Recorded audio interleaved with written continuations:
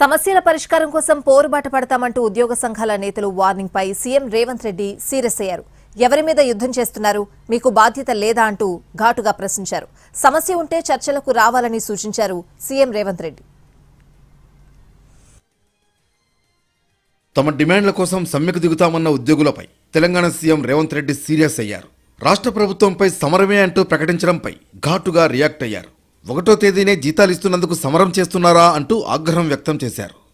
ఇక సమరమే అని ఒక వార్త చదివిన, ఎవరయ్యా వీళ్ళు, ఏమన్నా మన రాష్ట్రానికి సంబంధించిన వాళ్ళు కాదేమో, ఇంకెవరైనా మన మీద సమరం ప్రకటించారా అని చదివితే ప్రభుత్వ ఉద్యోగాల సంఘాల నాయకులని కింద పేర్లని చదివిన.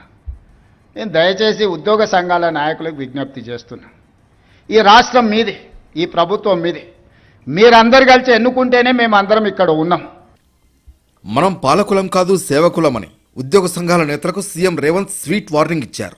ప్రభుత్వం ఆర్థిక ఇబ్బందుల్లో ఉన్నప్పుడు సహకరించాల్సిన నాయకులు ఈరోజు సమరమని ప్రకటిస్తున్నారు. ఎవరి మీద సమరం చేస్తారని నిలదీశారు. కుటుంబ సభ్యులు, ప్రభుత్వం అంటే నేను ఒక్కనే కాదు, మనందరం కలిస్తేనే ప్రభుత్వం.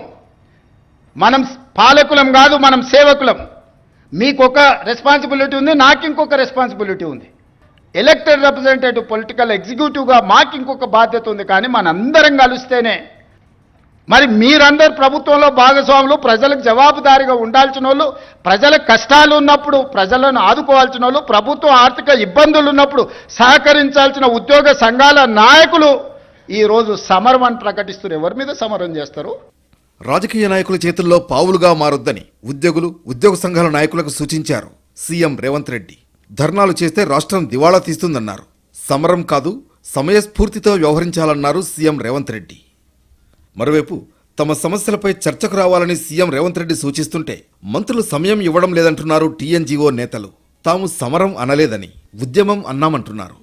నాయకులకు ఉంటుంది ప్రభుత్వాన్ని అస్థిరపరచాలని, ఈ ప్రభుత్వాన్ని బద్నాం చేయాలి, ఈ ప్రభుత్వం సాఫీగా నడవద్దని కొన్ని రాజకీయ పార్టీలకు, ఆ నాయకులకు ఉంటుంది. మీరు వాళ్ళ ఉచ్చులో పడి వాళ్ళ చేతిలో పావులుగా మారి, వాళ్ళ చేతిలో చురకత్తులుగా మారి ప్రజల గుండెల్లో కూర్చాలనే ప్రయత్నం చేస్తే అది గాయమవుతుంది తప్ప దానివల్ల ఏం లాభం లేదు.